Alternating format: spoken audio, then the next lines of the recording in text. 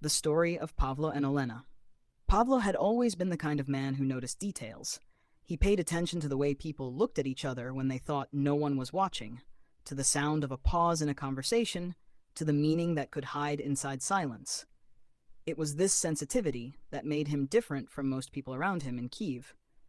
And it was also the reason why Olena caught his attention from the very first moment. He first saw her on a rainy evening in late September. The city was alive with neon reflections on wet cobblestones, cars rushing by, and people clutching umbrellas tightly. Pavlo had just left a bookstore and was walking toward the metro when he noticed a young woman struggling with a broken umbrella. She stood by the entrance, half laughing, half annoyed, as the wind kept twisting the fragile wires of the umbrella into something unrecognizable. Pavlo hesitated for a second, then stepped closer and said, "Looks like your umbrella has declared war against you." Olena looked up at him, strands of wet hair sticking to her forehead, her eyes bright with amusement. "It's useless," she admitted. "I think it surrendered to the wind about 15 minutes ago." He offered to share his umbrella, and though she hesitated, she finally agreed. That was how their story began. Two strangers walking together beneath a single umbrella through the dimly lit streets of Kiev. They spoke about little things at first. Pavlo learned that Olena was studying architecture at the university and worked part-time at a small cafe near Podol. She loved drawing, especially old buildings with peeling paint and secret courtyards that most people overlooked. Pavlo told her he worked as a software developer, though he admitted he often dreamed of writing instead. Short stories, poems, anything that could capture the emotions he felt when he walked through the city at night. Their paths diverged that evening, but not before Pavlo asked for her number. Olena gave it to him with a smile that felt cautious, but real. Over the following weeks, they began to meet more often. At first, it was just coffee at the cafe where she worked. Then it became long evening walks along the Dnipro River, where they talked about books, music, and the strange way life always seemed both fragile and powerful at the same time. Olena had a quiet strength about her. She wasn't the type to seek attention. Instead, she carried herself with a thoughtful calmness, though her laughter, when it finally came, was warm and unguarded. Pavlo was drawn to that. But Olena also noticed something about him. His habit of overthinking, of searching for meaning in everything. Sometimes she teased him gently, saying, "You always want to analyze every little moment. Why not just live it?" And he would reply, half joking, half serious, "Because if I don't think about it, I'm afraid it might slip away." As autumn turned into winter, their relationship deepened, but it was not without challenges. Pavlo's work became increasingly stressful: deadlines, endless coding, late nights in front of a glowing computer screen. Olena, on the other hand, was immersed in her architecture projects, often sketching until her hands were covered in graphite and her desk scattered with blueprints. One evening, after a particularly long week, they argued for the first time. Pavlo had promised to meet Olena at a small art exhibition she wanted to see, but he arrived more than an hour late. She had been standing outside in the cold, waiting. "You could have at least called," she said, her voice trembling more from hurt than anger. I know," Pavlo admitted, running a hand through his hair. "I got stuck at work and lost track of time." That's always the answer, isn't it? Work. The silence that followed was heavy, and for the first time, Pavlo felt the fragile thread between them strain. A few days later, Pavlo showed up at her apartment with a small sketchbook in his hands. Inside were pages of words he had written for her. Short poems, fragments of thoughts, little memories of moments they had shared. "I don't know how to balance everything," he confessed, "but I do know that I don't want to lose you." Olena flipped through the sketchbook slowly, her eyes softening with every page. She closed it and hugged him tightly. "You're impossible sometimes," she whispered, "but maybe that's why I like you." From then on, they tried to be more honest about their needs. Pavlo made an effort to step away from work when it mattered, and Olena tried to understand the way his mind worked, how he carried the weight of responsibility, how deeply he wanted to give meaning to every gesture. As the years passed, their bond only grew stronger.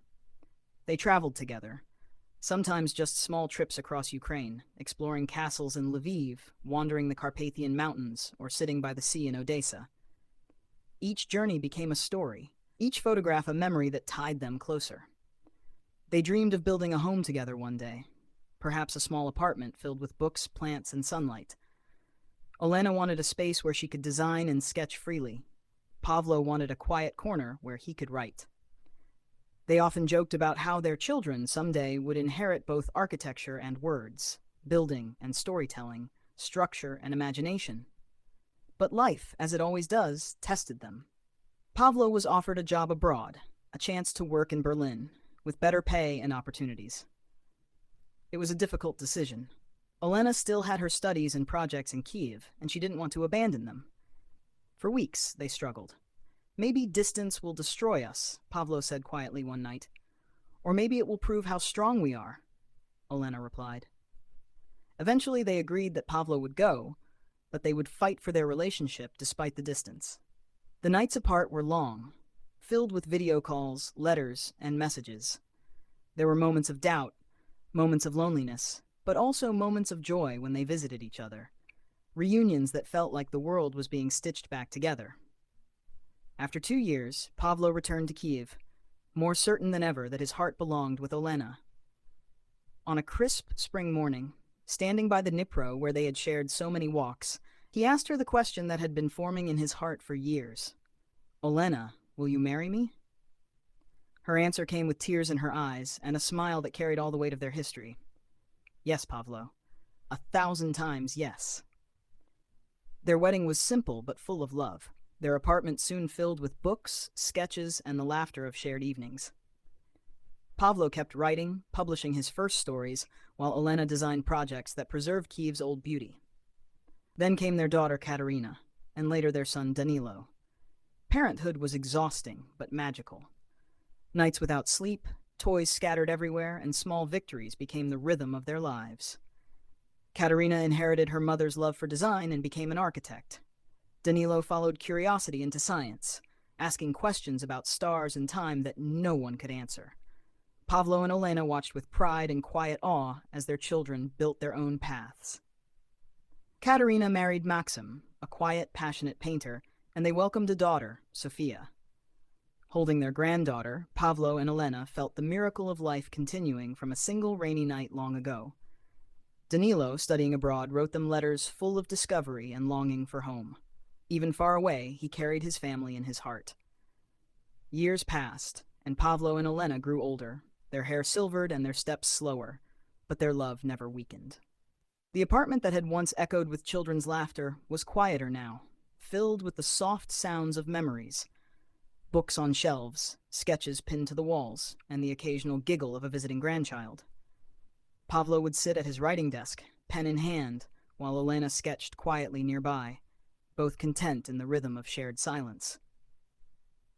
They had learned that love was not just passion or excitement, but the patient, quiet care that endured through decades of ordinary days. On calm evenings, Pavlo would sometimes take Olena's hand and walk with her along the Dnipro, where it had all begun. The city had changed, but the river remained the same, steady and eternal. "Do you remember the umbrella?" he would ask, and she would laugh softly, nodding. "Yes," she replied, "and I still remember thinking that a stranger could change my life in a single moment." In their final years, Pavlo and Olena found joy in the smallest routines. Mornings were spent with tea on the balcony, sunlight reflecting on the Dnipro, and the soft hum of the city below. Pavlo still wrote, though now his stories were quiet, reflective, capturing fleeting moments of beauty, laughter, and love. Olena sketched beside him, her hands steady and sure, every line a testament to a life lived with care and creativity. Their children and grandchildren were constant companions. Katerina and Maxim often brought Sofia to visit, filling the apartment with laughter and playful chaos. Danilo returned from his travels abroad, sharing discoveries and tales of distant cities, always bringing warmth and connection back into the family home. Pavlo and Olena listened, guided, and occasionally offered gentle advice, proud of the lives their children had built, knowing that their love and guidance had left an indelible mark. Evenings remained sacred. They walked along familiar streets, hand in hand, reminiscing about the past and sharing small, quiet jokes. Their love had endured storms of all kinds, distance, challenges, sleepless nights, and countless uncertainties, but it had grown stronger, deeper, unwavering. In the quiet of their home, surrounded by family, memories, and the soft passage of time, Pavlo and Olena understood the truth of their story. It was not the grand gestures or dramatic moments that defined a life, but the gentle, consistent love that endured through every storm and every sunny day. Even in the stillness of old age, they remained each other's shelter, each other's home, each other's heart. And so their story, which had begun with rain and a broken umbrella, came full circle. Not with endings, but with a calm, enduring presence, a testament to a love that had grown, matured, and flourished through the years, leaving a legacy far greater than either could have imagined.